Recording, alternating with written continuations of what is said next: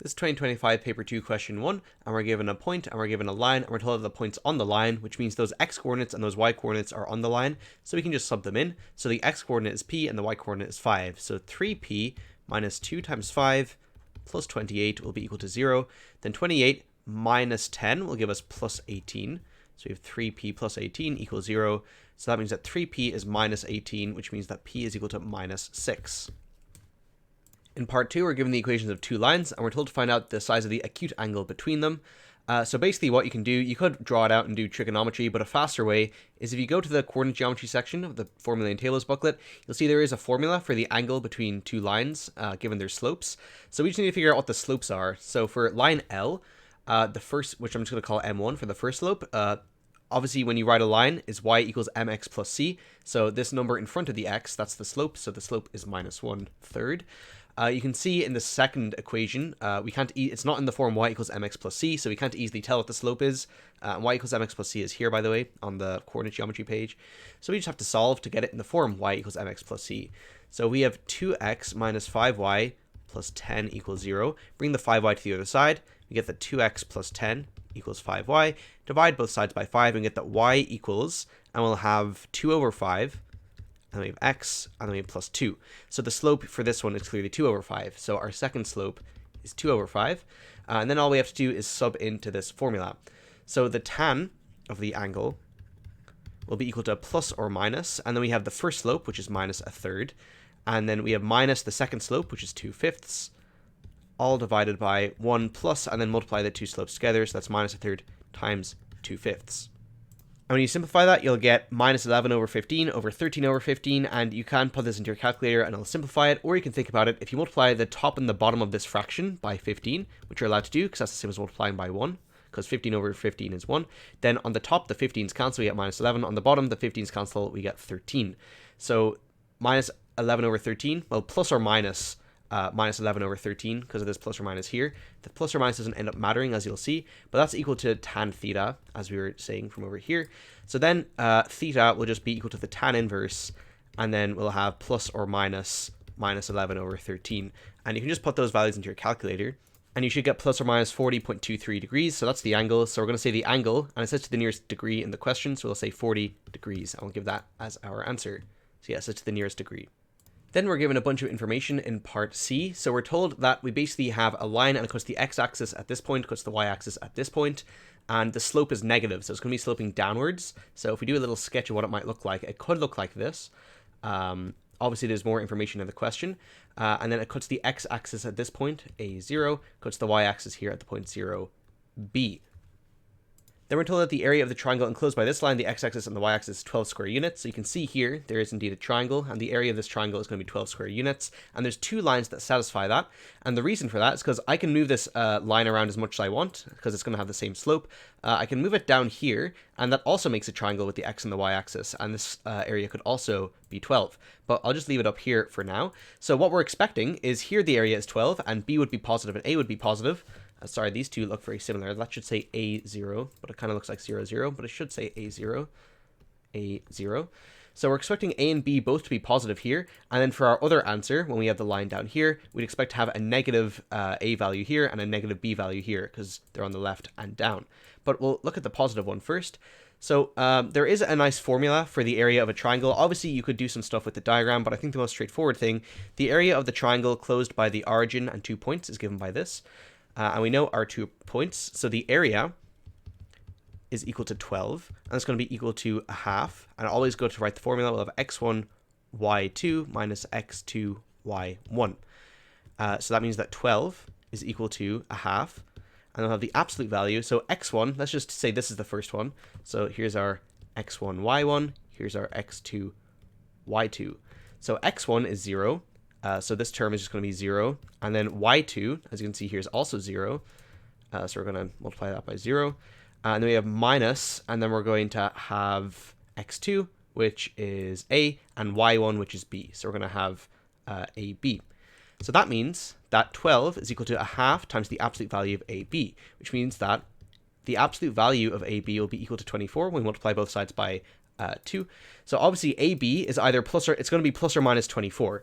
And the reason for that is because the absolute value of minus 24 is 24, and the absolute value of 24 is also 24. So these are our two possible answers for AB. So AB is equal to plus or minus 24. Then the other fact that's useful to look at is the slope of the line is minus 2 over 3. So minus 2 over 3 will be equal to, and then the slope of the line we can say is y2 minus y1 over x2 minus x1. So let's just write y2 minus y1 over x2 minus x1. And again, x1 and y2 are both going to be 0. So y2 minus y1, so y2 is 0, and then y1 is going to be b. So we have 0 minus b all over, and then x2 is a, and then x1 is going to be 0.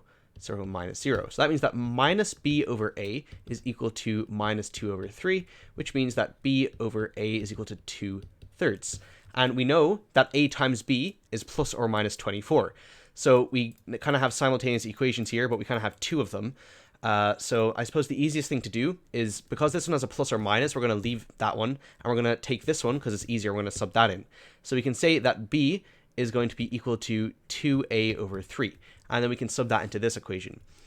So we can say a, and then b is going to be 2a over 3. So we'll have a times 2a over 3 is equal to plus or minus, we're going to have 24. And then you'll see here that this works out kind of nicely. So we'll have 2a squared over 3 is equal to plus or minus 24. So we have something squared on the left side, and obviously a is a real number. Yep, well, it's actually an integer in this case. So it can't be possible that when we square something, we get something negative. So we can actually ignore the negative answer and just take the positive answer here. Because again, if we had something times a squared is minus 24, that's not possible unless a squared is imaginary or complex. So it's going to have to be the plus option for that reason. Now we can solve for a, and we're going to get two values because it's a squared. So we can say that 24 times 3 gives you 72. So we can say that 2a squared equals 72. Divide both sides by 2, we get that a squared is equal to 36. That means that a will be plus or minus 6. And the reason it's plus or minus 6 is because minus 6, the whole thing squared, is 36. Positive 6, the whole thing squared, is also 36. If you're not sure how to get these answers, the best way is probably to bring the 36 to the other side and factorize it. And that way you will make sure you always get both answers. You can factorize the difference of two squares. So a is plus or minus 6, and that makes sense, because a or b have to be integers. And remember, we expected one answer to be positive and one to be negative because it's over here. So then we just have to figure out the corresponding values of b. So we know that b is equal to 2a over 3. Yep. So if a is equal to 6, well then b is equal to 2 times 6 over 3, which is going to be equal to 4. So our first answer is that a is 6 and b is 4. So this is our first answer. Our second answer, if a is minus 6, well then we have b is equal to 2 times minus 6 over 3 will be equal to minus 4. So here's our two answers, but we're not done yet, because they said to find they didn't actually even say to find the values of a and b, but they told us to give the equations of each of the lines. So now that we know the lines, well, we know a point on each of the lines, and we also know the slope of the line, so that's enough to figure out. So the equation of PQ, we can use either formula. I think people normally use this top one. So we have a point and we have the slope. So the first equation, we're going to take the point. So a is 6 and b is 4. So remember, a is the x value. Or actually, we don't even need both points. We can just say a0 is a point, right? As we're told. So we can just say 6, 0 is a point. And we know that the slope is minus 2/3. Again, that was given in the question. So then we can say that y minus y1 equals m times x minus x1. And this is actually just the slope formula written another way, in case you didn't notice that.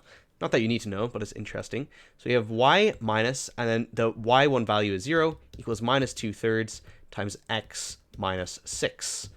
And then I don't think, it doesn't say how to write the equation of the line, so I'll just bring all the terms to one side. We'll have y equals, or actually I'll just write mx plus c. It's a nice way of writing it. We'll have minus 2/3 x, and then minus 2/3 times minus 6 will give us positive 4. So minus 2/3 x plus 4. So that's one possible equation. Second equation, we have the point. So a is minus 6. So we know that one of the points is a0. So this time we're going to have minus 6, 0. And then we can do y minus y1 again equals m times x minus x1. So we can have y minus 0 equals minus 2/3 for the slope. and then x minus minus 6. So we'll get y equals minus 2 over 3x. And then this is going to be a plus 6 times minus 2/3 will give us a minus 4. So they're the two different equations of the lines.